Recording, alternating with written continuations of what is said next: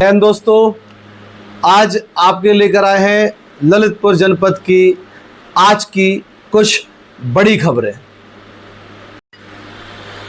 आज जनपद ललितपुर में एकाएक होने लगी बारिश और इस बारिश के कारण बहुत ही ज़्यादा परेशानी देखने को मिली है।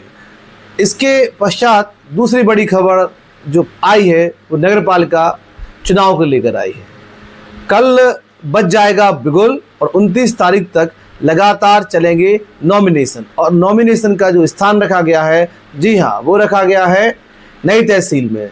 यहाँ पर कल से चुनाव की प्रक्रिया प्रारंभ हो जाएगी जो लगातार 29 तारीख तक चलेगी। तीसरी बड़ी खबर जिलाधिकारी कार्यालय से आई। यहाँ पर आज जिलाधिकारी महोदय ने लगातार कई अलग अलग बैठकें की और इन बैठक में अलग अलग विभागों की ली खबर।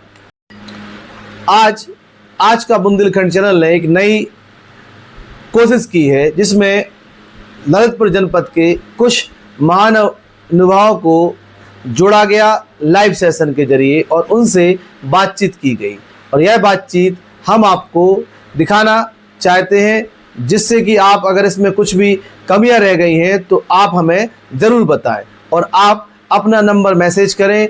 आप किसी भी ग्राम से हैं, किसी भी मोहल्ले से हैं, तो आपको भी इस लाइव सेशन में जोड़ा जाएगा। पहली बड़ी खबर मौसम की तरफ से आई। आज बहुत ही ज़्यादा बारिश हुई और इस बारिश के कारण मंडी, जी हाँ, नवीन गल्ला मंडी में एक पेड़ में आग लग गई और यह आग लगी हाई वोल्टेज तार के गिरने के कारण, जिससे पूरे मंडी में तनाव का वातावरण फैल गया। साथ ही साथ कई किसान जो गल्ला मंडी में आज अपनी फसल बेचने के लिए आए थे, उनको भी बहुत ही परेशानी का सामना करना पड़ा। एक तो बिजली का तार, ऊपर से उनकी फसल पानी में बह गई, जिसके कारण बहुत सारे किसान दुखी रहे और दुकानदार भी उनके इस दुख का कारण समझ सकते हैं। और सभी दुकानदारों ने कोशिश की है कि जो उनका माल मंडी में आ गया है और तौला गया था, उसके पूरे पैसे उनको दिए जाए। आप देख सकते हैं किस प्रकार इस पेड़ में आग लग गई है, क्योंकि इसके ऊपर एक हाई टेंशन का तार गिर गया था। और साथ ही साथ आप देखिए डबल आप, एक तो तार गिरा, दूसरा फसल बर्बाद हो रही है, क्योंकि आज पानी एकाएक गिरा जिससे किसी को संभलने का मौका भी नहीं गिरा है। तो ये बहुत बड़ा हादसा है, लेकिन इस हादसे में जान माल की कोई हानि नहीं हुई है।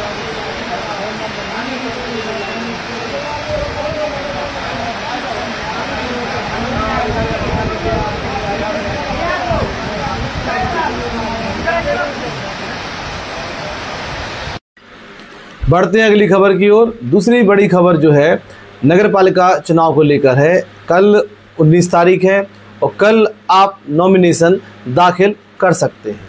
आप मतलब किसी भी महिला का नॉमिनेशन कल से प्रारंभ हो जाएगा। जी हाँ, हम मातृशक्ति की बात कर रहे हैं। 19 तारीख से लेकर 29 तारीख तक यह लगातार नॉमिनेशन की प्रक्रिया चलेगी और उसके पश्चात आप चुनाव के लिए मान्य हो जाएंगे।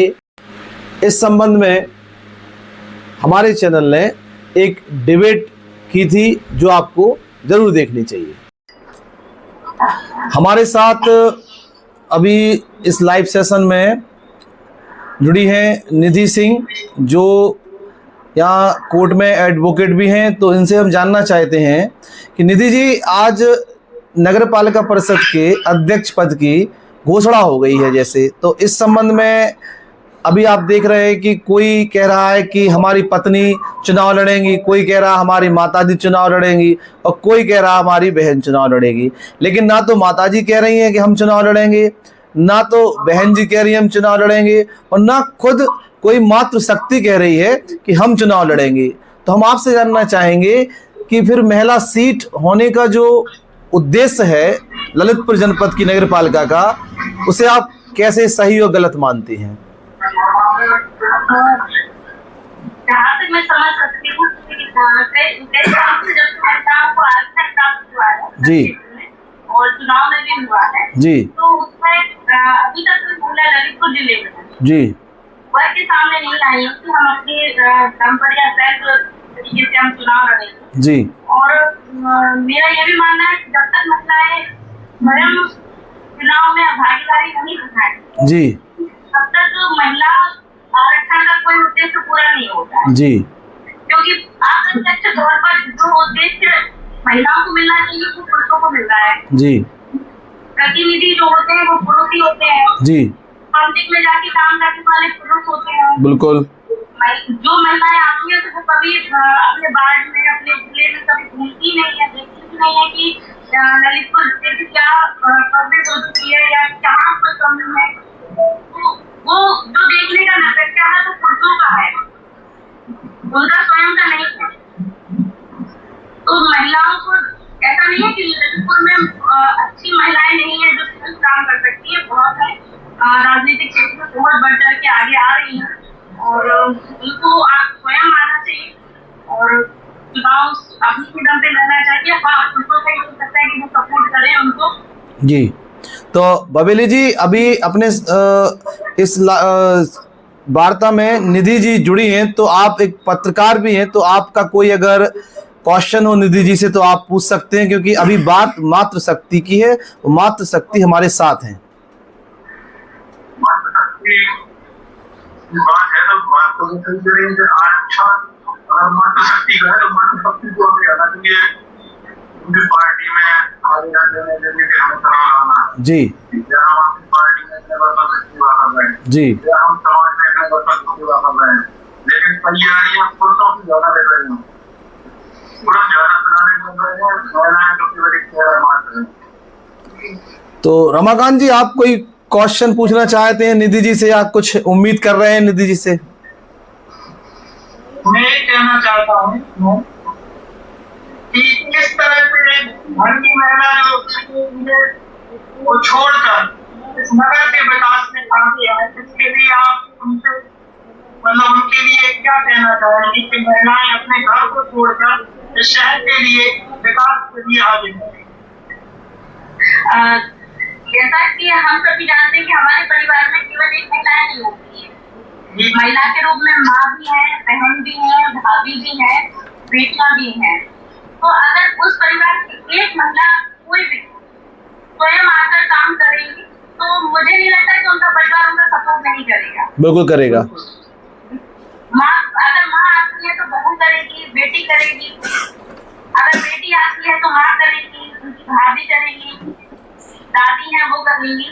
तो ये हम नहीं कह सकते हैं कि कोई महिला अगर घर छोड़कर बाहर काम करने जाएगी तो उनके परिवार का कोई सपोर्ट नहीं करेगा। बिल्कुल करेगा, ये बात मैं मानती हूँ कि घर की जो महिला है वो पूरी तरह सपोर्ट करेगी।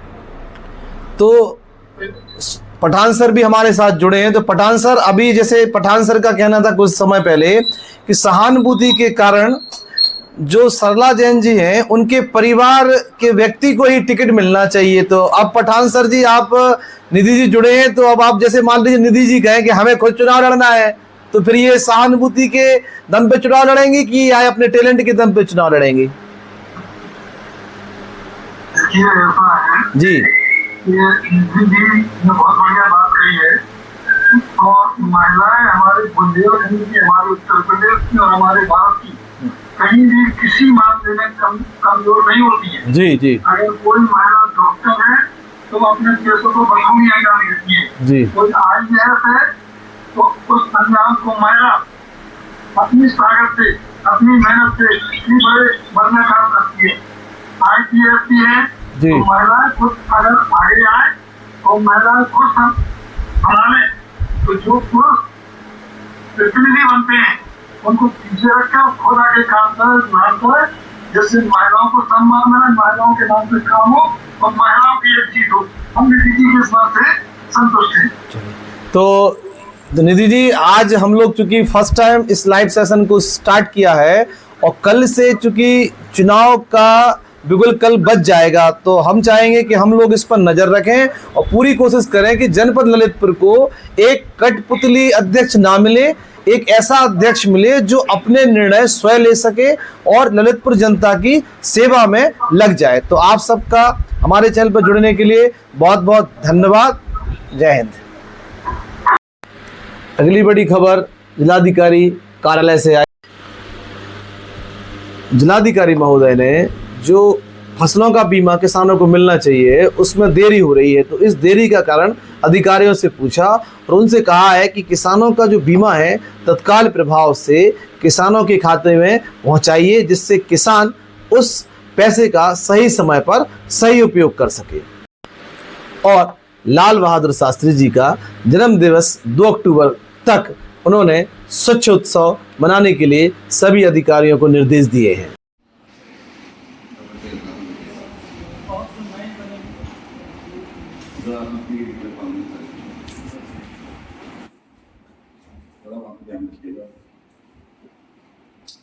मतदान केंद्रों पर कब्जा करने अथवा मतदाता को मतदान से रोकने, मतदान से जाने में बाधा डालने को